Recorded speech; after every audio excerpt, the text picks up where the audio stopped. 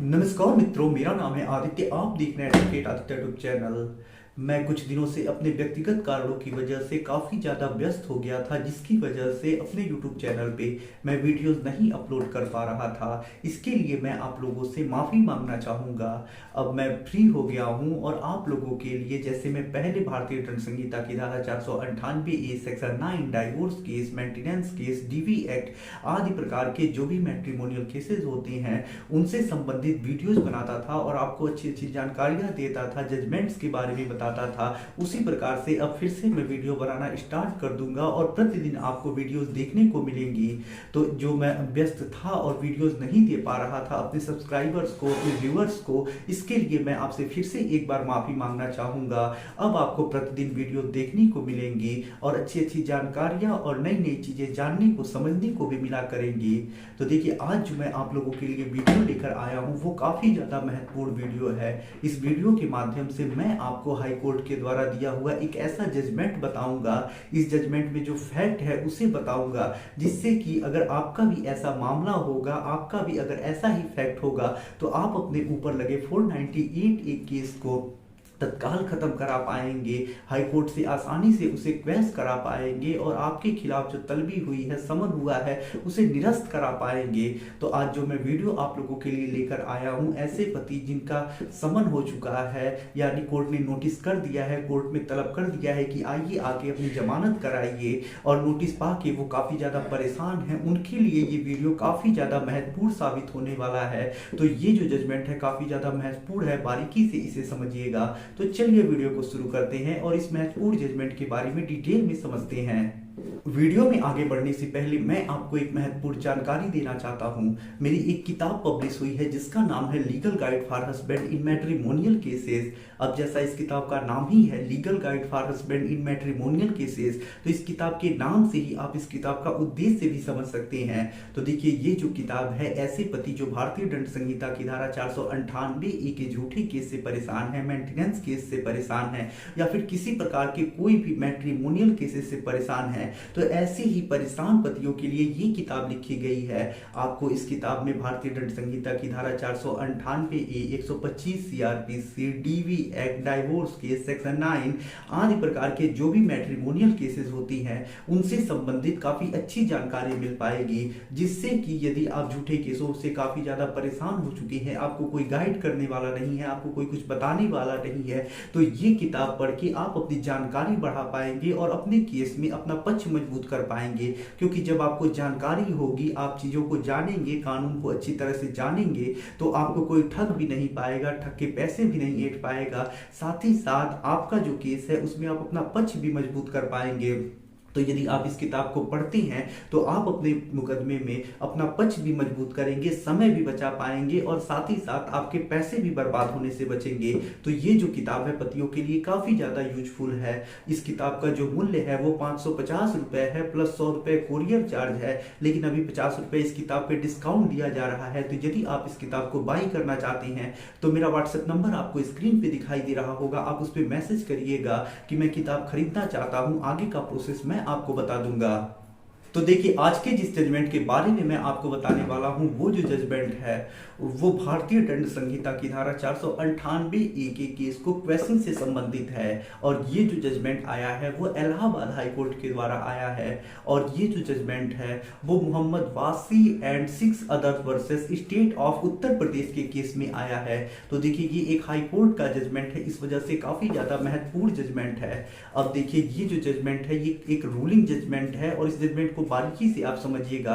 अगर आपका भी ऐसा ही मामला होगा तो ये जजमेंट आपके बहुत ज्यादा काम आने वाला है। और आपका जो समन हुआ है, यानी नोटिस हुआ है, आपका जो केस है, उसे ये जजमेंट क्वैश भी करा सकता है। तो जजमेंट को बारीकी से समझिएगा। अब देखिए, इस मामले में होता कुछ ऐसा है कि जो पत्नी होती है वो अपने पति के ऊपर कोर्ट में कंप्लेंट केस दर्ज कराती है। 200 CRPC में पत्नी का स्टेटमेंट होता है। उसके बाद पत्नी अपने 2 गवाहों को पेश करती है। 202 CRPC में उन दोनों गवाहों की गवाही भी हो जाती है। उसके बाद जो मजिस्ट्रेट होती है वो पति और पति के घर वालों को तलब कर देते हैं, समन कर देती है। समन में जो मजिस्ट्रेट होती है वो ये लिखते हैं कि 200 और 202 सीआरपीसी की जो कार्यवाही हुई है, जो गवाही हुई है, उसके आधार पे पति और पति के घर वालों को नोटिस किया जाता है, समन किया जाता है। और ऐसे में जब समन हो जाता है तो पति और पति के जो घर वाले होते हैं वो हाई कोर्ट जाते हैं। इलाहाबाद हाई कोर्ट में 482 सीआरपीसी के अंतर्गत एक एप्लीकेशन लगाते हैं। अब जहां पति की तरफ से हाई कोर्ट में ये तर्क दिया जाता है कि देखिए, यहाँ पे जो मजिस्ट्रेट साहब है उन्होंने सिर्फ 200 और 202 सीआरपीसी के लिख कर उसी पे तलब कर दिया है। क्या मामला बन रहा है, क्या अपराध बन रहा है कि नहीं बन रहा है, इस पे कुछ विचार किया ही नहीं है। प्रथम दृष्टया अपराध भी बन रहा है कि नहीं बन रहा है, ऐसा कुछ विचार नहीं किया गया है। बयान में किस आधार पे पति और पति के घर वालों को तलब किया जा रहा है, ऐसा कुछ नहीं लिखा है। सिर्फ 200 और 202 सीआरपीसी के आधार पे तलब कर लिया गया है।